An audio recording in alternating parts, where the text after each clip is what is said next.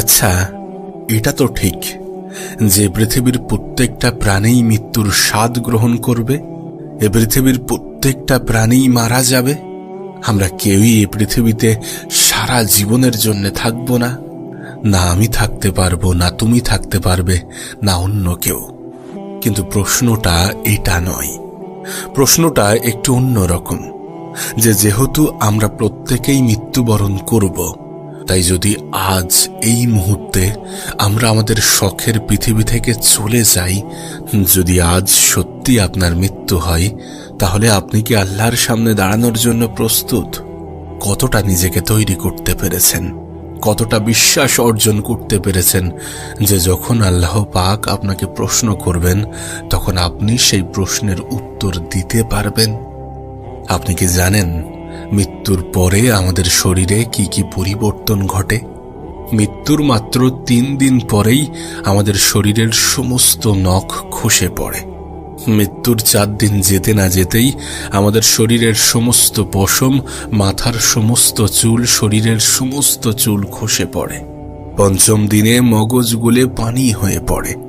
6 দিন যেতে না যেতে পেটের ভিতরের সবকিছু নাক কান দিয়ে বার হয়ে যায়। এবং মৃত্যুর ঠিক 2 মাস পরে আমাদের শরীরের হাড় ছাড়া আর কিছুই অবশিষ্ট থাকে না। কিন্তু এত কিছুর পরেও, এত কিছু জেনেও, এত কিছু বুঝেও আমাদের এত কিসের লোভ, আমাদের এত কিসের অহংকার? আমরা জানি খুব দ্রুত এই পৃথিবী থেকে চলে যেতে চলেছি। এবং শুধুমাত্র জানি এমনটা নয়, আমরা এটাকে অস্বীকারও করি। কিন্তু মৃত্যু এমন এক সত্য যেটাকে অস্বীকার করে কোনো লাভ নেই। আমাদেরকে এ পৃথিবী থেকে চলে যেতেই হবে। তাই সেটার জন্য নিজেকে প্রস্তুত করা, নিজের প্রস্তুতি নেওয়াটা অনেক বেশি গুরুত্বপূর্ণ। হে আল্লাহ, আমাদের দেহটাকে সাদা কাপনে মোড়ানোর আগে আমাদের রুহটাকে ঈমানে মুড়িয়ে নেওয়ার তৌফিক দান করুন। এবং আমরা যেন সবসময় আপনার মুমিন বান্দা হয়ে থাকতে পারি, আপনার প্রিয় বান্দা হয়ে থাকতে পারি, সেই রহমত আমাদের উপরে বর্ষণ করুন। সত্যি বলতে, যখন আমরা মৃত ব্যক্তির অসহায়ত্বের কথা বলি, যখন আমরা কবরবাসীর অসহায়ত্বের কথা বলি, তখন আমাদের পৃথিবীর সমস্ত অসহায়ত্ব ছোট বলে মনে হবে। কবরে শুয়ে থাকা মানুষগুলো আমাদের দিকেই তাকিয়ে আছেন। আমরা যেন তাদের জন্য একটু দোয়া করি। আর আমরা যদি সেই মৃত ব্যক্তিদের জন্য দোয়া করি, আর মহান রব্বুল আলামিন যদি সেই দোয়া কবুল করেন, যদি আমাদের দোয়া করার কারণে কোনো ব্যক্তি জান্নাতে প্রবেশ করতে পারেন, তাহলে এর থেকে বড় সুসংবাদ কি আর পৃথিবীতে আছে? অবশ্যই মৃত ব্যক্তিদের জন্য দোয়া করা উচিত। সেটা হতে পারে আমাদের আপনজন, আমাদের প্রিয়জন, আমাদের খুব কাছের, আমাদের প্রতিবেশী, অথবা সমগ্র পৃথিবীবাসী।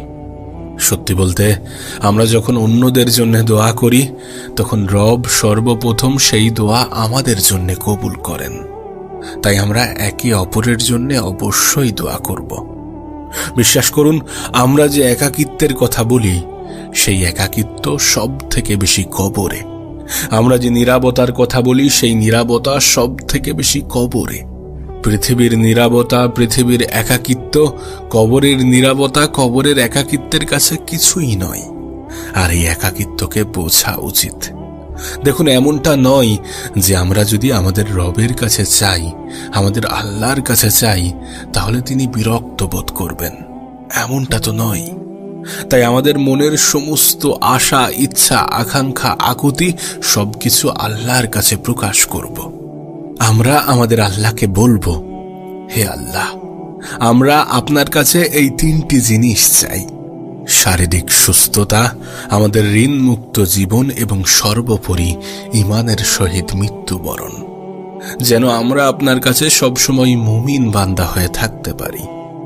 আপনি যদি একটু খেয়াল করেন, আপনি যদি একটু গৌর করেন, তাহলে দেখবেন আমাদের সামান্য একটা ভুলের কারণে আমাদের আশেপাশের মানুষগুলো আমাদেরকে ছেড়ে চলে যায়। অথচ আমরা আমাদের জীবনে কতই না ভুল করেছি, কতই না অপরাধ করেছি। যে সমস্ত অপরাধের কথা আমাদের পরিবারের মানুষ, আমাদের আত্মীয় স্বজন, আমাদের বন্ধু বান্ধব যদি জানতে পারে, তাহলে তারা হয়তোবা আমাদেরকে তাড়িয়ে দেবে।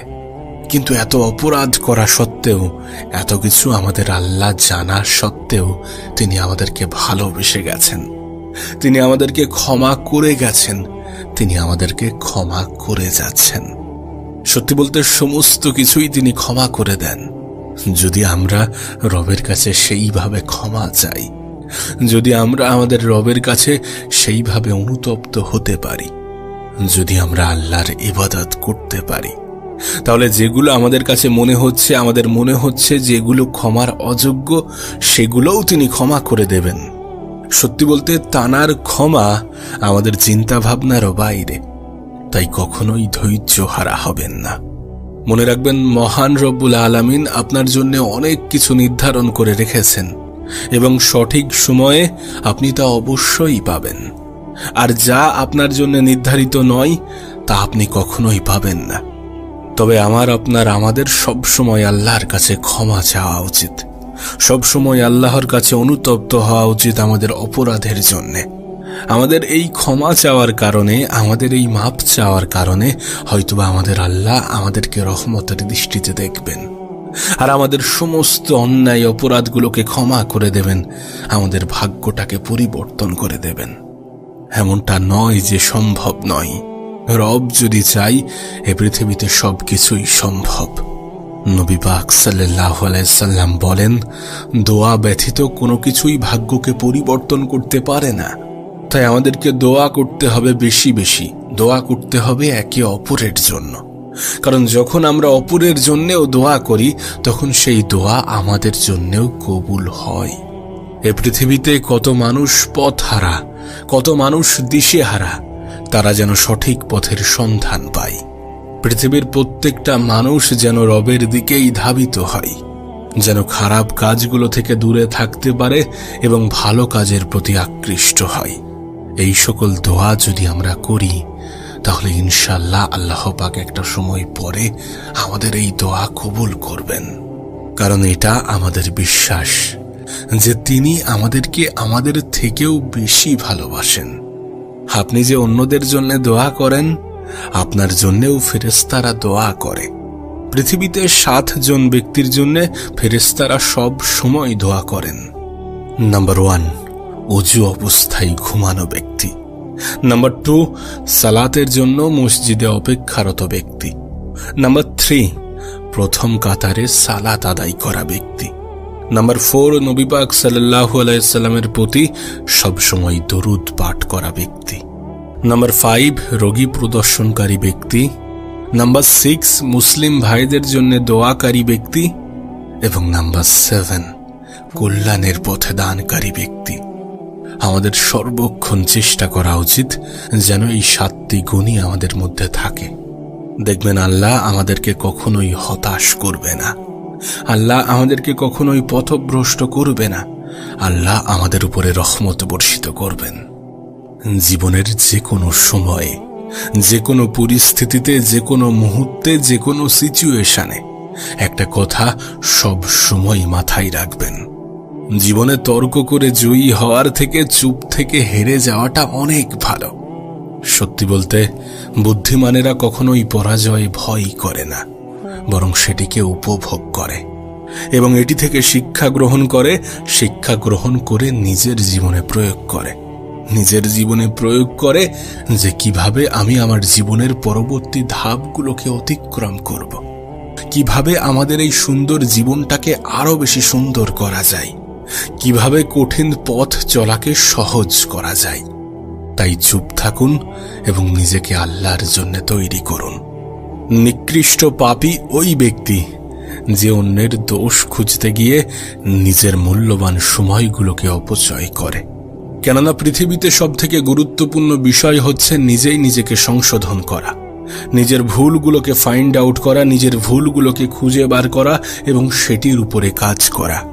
তাই আগে নিজেকে তৈরি করতে হলে, নিজেকে সংশোধন করতে হলে নিজের ভুলগুলোকে খুঁজে বার করতে হবে। সত্যি বলতে আমাদের জন্য সবথেকে বড় প্রশান্তির জিনিস কি জানেন? একটা বিষয় আছে, একটা জিনিস আছে যেটা আপনাকে কখনোই হতাশ করবে না। আর সেটা হচ্ছে আমাদের জন্য যেটা নির্ধারণ আছে, যা নির্ধারণ আছে সেটা কখনোই আমাদেরকে ছেড়ে যাবে না। এবং যেটা আমি পাই না বা যেটা থেকে আমি বঞ্চিত হই সেটা কখনোই আমার জন্য নির্ধারিত ছিল না। সত্যি বলতে এখানে জীবনটা অনেক বেশি স্পষ্ট হয়ে যায়। জীবনের অনেক জটিলতা এখানে এসেই সমাপ্ত হয়ে যায়। তাই আল্লাহর ফয়সালার উপরে সব সময় বিশ্বাস রাখতে হবে। মরুচিকার এ পৃথিবীতে মিছে সব মায়া কেউ কাউকে মনে রাখে না। মনে রাখে ততক্ষণ যতক্ষণ প্রয়োজন। কবরে রেখে আসার পরে সবাই কিন্তু আস্তে আস্তে ভুলে যায়। তাই নিজেকে পৃথিবীর মধ্যে প্রতিষ্ঠিত এবং আখেরাতের মধ্যে সর্বোত্তম ব্যক্তি হওয়ার জন্য, সর্বোত্তম ব্যক্তি হিসাবে পরিচয় করার জন্য এই পৃথিবীটাই হচ্ছে সব থেকে মূল্যবান জায়গা। তাই তোমার কাছে অনুরোধ করব এই পৃথিবীটাকে কাজে লাগাও। জীবনটাকে ওই রকম ভাবেই তৈরি করার চেষ্টা করো। আমাদের হাতে তো চেষ্টা করার মতো সুযোগ আছে, আমাদেরকে তো সুযোগ দেওয়া হয়েছে। আমাদের রব তো আমাদেরকে সুযোগ স্বাধীনতা দিয়েছেন। তাহলে কি আমাদের চেষ্টা করা উচিত নয়? অবশ্যই উচিত। আপনি হয়তোবা জানলে অবাক হবেন, কোনো সফল ব্যক্তির ঠোঁটে দুটি জিনিস সব সময়ই থাকে, আর সেটি হচ্ছে হাসি এবং নীরবতা।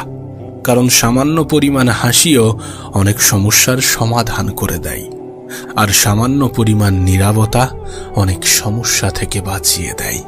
তাই নীরব থাকার চেষ্টা করো, সমস্যাকে অনুভব করার চেষ্টা করো, কিভাবে সমাধানের পথ বার করা যায় সেটা খোঁজার চেষ্টা করো এবং রবের কাছে সাহায্য চাও।